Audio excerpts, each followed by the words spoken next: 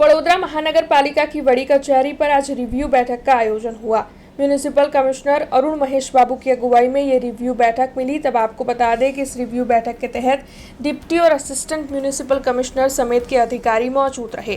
आज की इस बैठक में खास तौर पर street vendor policy, parking policy जैसे महत्वपूर्ण मुद्दों पर चर्चा की गई। वैसे आपको ये भी बता दें कि स्ट्रीट वेंडर पॉलिसी और पार्किंग पॉलिसी के एजेंडा को स्थायी में मंजूरी के लिए भेजा जाएगा। इसी के साथ वडोदरा में कई समस्याओं का अंत आएगा। तो वहीं पानी और ड्रेनेज की समस्या और उसे सुलझाने के मुद्दों को लेकर भी इस दौरान चर्चा की गई। तो वहीं वाटर यूज पॉलिसी के तहत ट्रीटेड वाटर वेबसाइट के एकमों को देकर रेवेन्यू हासिल किया जाएगा, इस बारे में भी इस दौरान चर्चाएं हुई। IIT रुड़की के पास से जो सुझाव मिले हैं उसे भी प्राथमिकता देने के मुद्दे में चर्चाएं की गई। तो वहीं आज की इस बैठक में वडोदरा शहर की हेरिटेज इमारतों को लेकर भी चिंता जताई गई और रिस्टोरेशन के कामगिरी को लेकर चर्चाएं की गई। तब आपको बता दें कि इस बैठक में कौन कौन से मुद्दे पर चर्चाएं हुई है, इस बारे में म्यूनिसिपल कमिश्नर अरुण महेश बाबू ने ज्यादा जानकारी दी है।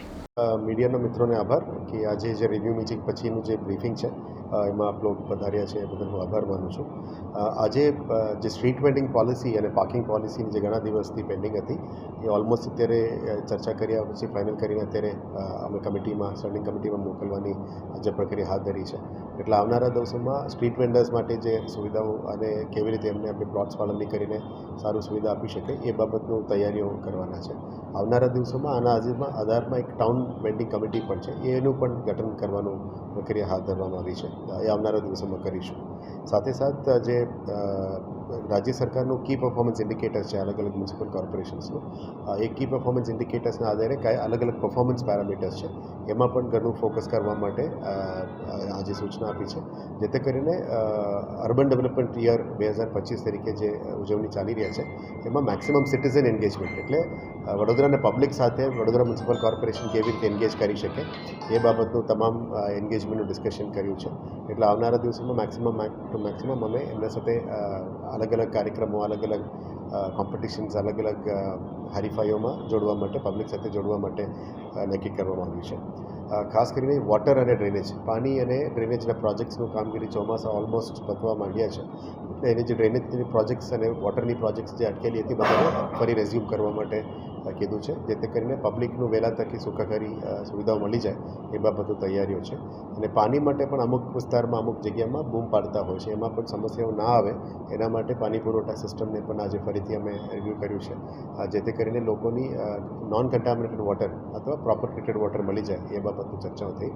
જે વોટર ટ્રીટમેન્ટ પ્લાન્ટ્સમાં પાણી ટ્રીટમેન્ટ થયું છે એમાં જે ટ્રીટેડ વોટર છે એને વેસ્ટ ના થાય, એને મેક્સિમમ અમે ઇન્ડસ્ટ્રીઝ અને ગાર્ડન બધામાં આપી શકાય, એટલે આ રેવન્યુ પણ BMCને મળે એ બાબતે એક વોટર રિયુઝ પોલિસી એને પણ બનાવવા માટે અમે અત્યારે ચર્ચા કરી હતી। આવનારા દિવસોમાં અલગ અલગ ઇન્ડસ્ટ્રી સાથે ટાઈઅપ કરીને ટ્રીટેડ વોટરને ટ્રીટેડ પછીનું રેઝિડ્યુઅલ વોટર છે એને પણ સપ્લાય કરવામાં આવશે। ટૂંક સમયમાં IIT રૂરકી પાસેથી પણ ટીમ્સ આવેલી હતી, એ સિટીના water systems, drainage systems, STP water, WTP water બધાને કેવી રીતે યુઝ કરી શકાય, આજવાનું પણ સ્ત્રોત વધારવા માટે, ઇવેક્યુએશન સિસ્ટમ્સ માટે પણ એ લોકોની જે સલાહ છે કે આખા ભારતમાં IIT Roorkee is the best for water and drainage, અને હાઇડ્રોલોજી ડિપાર્ટમેન્ટ પણ બહુ સારું છે, અલગ અલગ મ્યુનિસિપલ કોર્પોરેશન સાથે પણ કામ કરે છે, એટલે કાયમી ધોરણે એમની પણ સલાહ લેવાનું પ્રક્રિયા અમે હાથ ધર્યું છે। એ બાબતમાં પણ ચર્ચાઓ થઈ। हमसे जुड़े रहने के लिए हमारे YouTube चैनल को सब्सक्राइब करें और नई वीडियो की नोटिफिकेशन के लिए बेल आइकॉन को दबाएं।